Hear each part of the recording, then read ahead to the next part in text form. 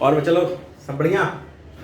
तो बीच फिजिक्स पे आज आप इलेक्ट्रोस्टैटिक्स का 4th वीडियो लेक्चर देख रहे हैं।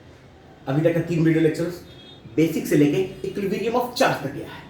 इक्विलिब्रियम ऑफ चार्ज में हम लोग पढ़े क्या थे, कुछ याद आया है? अब आराम से करो, कोई टेंशन नहीं है। इक्विलिब्रियम ऑफ चार्ज में हम लोग देखे थे चार्जेस कब इक्विलिब्रियम में रहते हैं। लास्ट कहाँ किए थे? तो लास्ट किए थे हम लोग पिथ बॉल्स पे। याद होगा कुछ ऐसा एक स्ट्रक्चर बना था लास्ट में, जिसमें 2 चार्जेस पिथ बॉल एक दूसरे से, ये पूरा एक्स डिस्टेंस था, याद होगा आपको। लेंथ इसका एल लिए थे और वर्टिकल एंगल जो था यहाँ थीटा था, और उस पर हमने देखा था ये इक्विलिब्रियम में कब थे। और याद होगा जब आपको यहाँ पे हम लोग अप्लाई किए थे, यहाँ ये इलेक्ट्रिक फोर्स,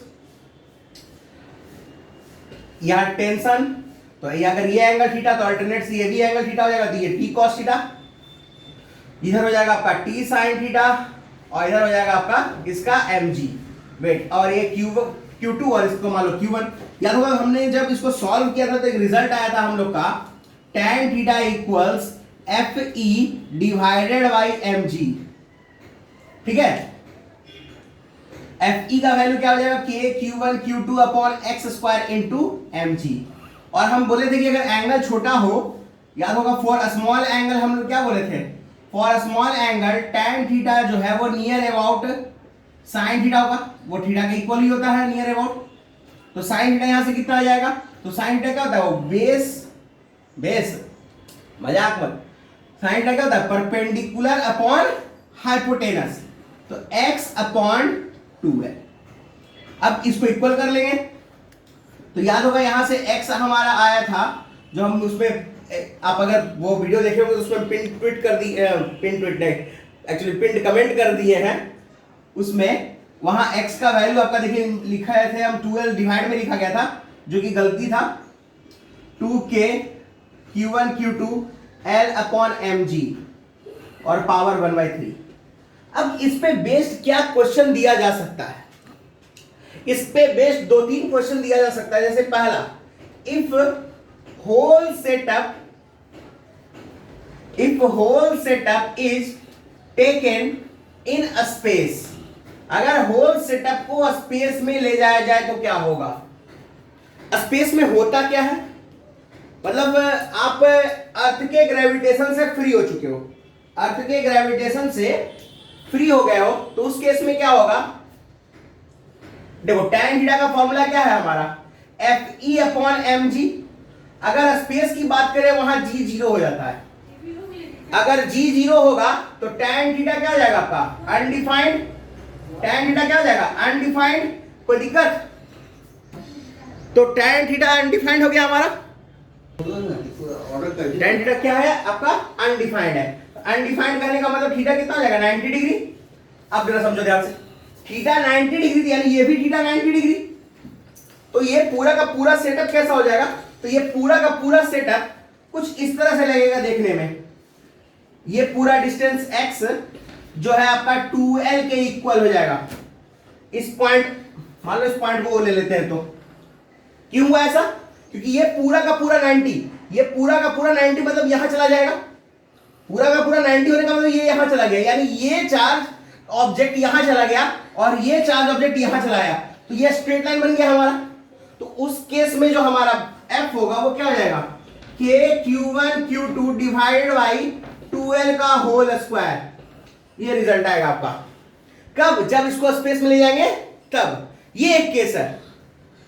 फिर इसी क्वेश्चन में एक क्वेश्चन और दिया जाता है हम लोग को कि मान लो इसको अगर हम किसी लिक्विड में सबमर्ज कर दें, वहां उसका डाइलेक्ट्रिक कांस्टेंट से रिलेशन देगा। फाइंड आउट करने के लिए क्या देगा, डाइलेक्ट्रिक कांस्टेंट। इसको जल्दी से नोट करिए, स्टार्ट करते हैं उसको हम लोग।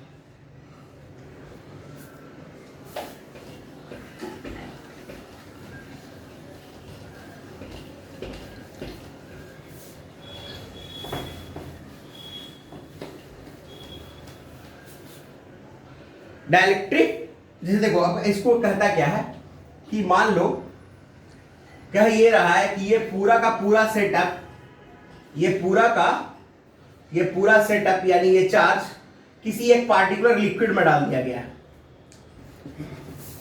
ठीक है, एक लिक्विड में डाल दिए हैं जिसका डाइलेक्ट्रिक कांस्टेंट K है, जिसका डाइलेक्ट्रिक कांस्टेंट K है और इसका डेंसिटी रो है, और इस ऑब्जेक्ट की डेंसिटी ऑफ ऑब्जेक्ट, इस ऑब्जेक्ट का डेंसिटी जिसका अभी हम मास m ले रहे हैं, इसका ऑब्जेक्ट का डेंसिटी सिग्मा दिया हुआ है। मान लो इस पे चार्ज हम वही Q2 और Q1 ले रहे हैं। अब इस K को हमको सॉल्व करना होगा। सबसे पहले देखते हैं इस पे फोर्स कितने लग सकते हैं। ठीक है, तो मास m है, एक फोर्स तो इसका वेट mg लगेगा, यहां एक टेंशन लग रहा होगा T cos थीटा ऊपर की ओर। याद आ रहा है कुछ वैसा ही सेटअप, बस खाली यहां कहता क्या है कभी कभी क्वेश्चन में कि given that theta doesn't change, ऐसा क्वेश्चन दिया रहता है उसमें कि थीटा चेंज नहीं है, तो कैसे फाइंड आउट करेंगे। तो देखो T cos थीटा तो ऊपर लग रहा है, T sin थीटा इस तरफ लगेगा, और इसको बैलेंस कर इधर जो हमारा है एक इलेक्ट्रोस्टैटिक फोर्स Fe लग रहा है। अब देखो ध्यान से, ये बेसिक था जब हमारा लिक्विड नहीं था तब। अब लिक्विड रहने के कारण क्या होगा कि यहां पर एक बायोंट फोर्स लगेगा Fb, फेसबुक वाला नहीं, बायोंट फोर्स Fb फेसबुक वाला नहीं। तो यहां बायोंट फोर्स क्या लगेगा Fb, तो क्या हो जाएगा T cos theta plus Fv equals क्या हो जाएगा यहां mg। देखा डिफर क्या किया, यहां एक Fv टर्म आ गया, तो T cos थीटा किसके इक्वल हो जाएगा mg माइनस Fv के, ठीक है ना, और T sin थीटा किसके इक्वल हो जाएगा Fe के, जो कि वही है आपका K Q1 Q2 अपॉन, अगर इन दोनों के बीच का डिस्टेंस x ले लिया जाए तो x स्क्वायर, यहां से फिर अगर हम इसको डिवाइड दे देंगे तो tan थीटा कितना हो जाएगा आपका K Q1 Q2 upon x square, ठीक है, divided by mg minus Fb। लेकिन अगर तुम ध्यान से देखोगे तो यहां जो फोर्स लग रहा है, ये जो फोर्स लग रहा है, क्या ये मीडियम, जो एयर मीडियम है उसके फोर्स के इक्वल होगा? नहीं, यहां ये डाइलेक्ट्रिक कांस्टेंट के हिसाब से डिक्रीज किया होगा, क्योंकि हमने एक फॉर्मूला पढ़ा है K इक्वल्स होता है Fv अपॉन Fm।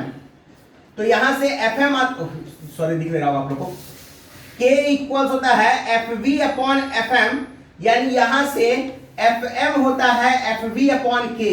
कहने का मतलब कि किसी मीडियम का जो फोर्स है वो वैक्यूम के फोर्स के K टाइम डिक्रीज होगा। यानी यहां जो ये K है, तो इसको ऐसे कर लेते हैं, Fe डैश कर लेते हैं, ठीक है, तो ज्यादा अच्छा रहेगा, सॉल्व करना थोड़ा इजी हो जाएगा। इसको मान लेते हैं किसका, मीडियम का फोर्स, ये यहां भी हम इसको मीडियम का ही फोर्स रहने देते हैं, सॉल्व करने में आसान होगा। तो tan थीटा का वैल्यू हमको मिल चुका mg, और ये Fb, इनका फॉर्मूला आपको याद होगा। Fb का फॉर्मूला क्या होता है, तो Fb इक्वल होता है उस लिक्विड के वेट के इक्वल जिसको इसने डिस्प्लेस किया होगा। तो मानते हैं कि इसका वॉल्यूम V है, वॉल्यूम ऑफ ऑब्जेक्ट कितना माना हमने, वॉल्यूम ऑफ ऑब्जेक्ट को क्या मान रहे हैं, V है। तो इस हिसाब से हमारा Fv क्या हो जाएगा, हमारा Fv क्या हो, तो Fv यहां होगा हमारा, Fv हमारा क्या हो जाएगा यहां पर, देखो यहां इसका डेंसिटी कितना, रो, ठीक है, वॉल्यूम इसने कितना लिक्विड डिस्प्लेस किया हुआ, जितनी इसकी वॉल्यूम है, V इंटू G, ये Fv हो गया। और उसी तरह से हमारा mg क्या हो जाएगा, mg हो जाएगा हमारा सिग्मा V इंटू G। तो ये वैल्यू यहां रख देंगे, Fm divided by sigma Vg minus rho Vg। इसको इक्वेशन 2 नोट कर लेते हैं हम। ये Fe कौन सा था, डैश, इसको सुधार कर लीजिएगा, डैश है, इसको नोट करिए जल्दी से, ये मीडियम का। और ये कंसेप्ट यूज करेंगे हम लोग कि मीडियम का जो फोर्स होता है वो वैक्यूम के फोर्स से क्या होता है, के टाइम डिक्रीज कर जाता है। चलिए हो गया ये नोट। अब इसके आगे देखते हैं।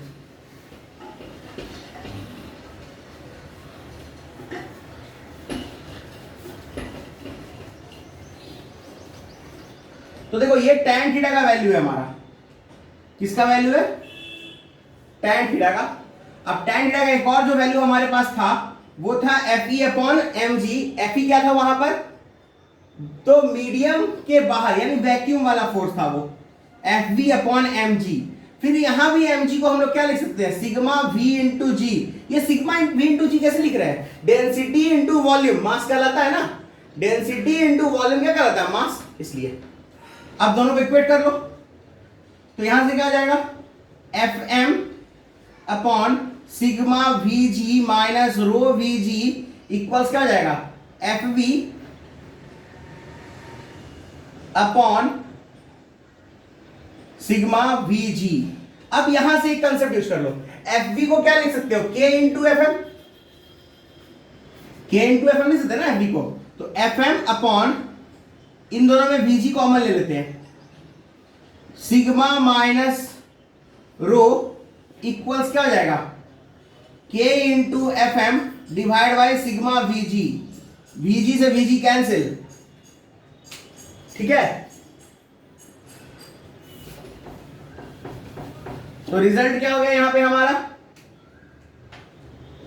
Fm से भी Fm कैंसिल हो जाएगा, तो रिजल्ट क्या जाएगा, sigma minus rho upon sigma equals K। यानी अगर हम इसको कहें तो 1 minus rho upon sigma equals K हो जाएगा। By using this formula you can find the dielectric constant. अगर आपको रो और सिग्मा दिया हुआ रहे तो आप डाइलेक्ट्रिक कांस्टेंट निकाल सकते हो, लेकिन कंडीशन क्या याद रखना होगा, tan थीटा यहां पर हमने सेम माना है। अगर मान लो tan थीटा का रिलेशन दे देगा, अगर एंगल का रिलेशन दे देगा तो आप एंगल का रिलेशन यहां यूज कीजिएगा। तो ये कैलकुलेट तो हम लोग कर सकते हैं, रो और सिग्मा का वैल्यू अगर गिवन रहेगा तो के का वैल्यू हम लोग कैलकुलेट कर पाएंगे। तो इस तरह का क्वेश्चन में इतना वेरिएशन किया जा सकता है, ठीक है, ये नोट कर लिए। इसके आगे चलते हैं।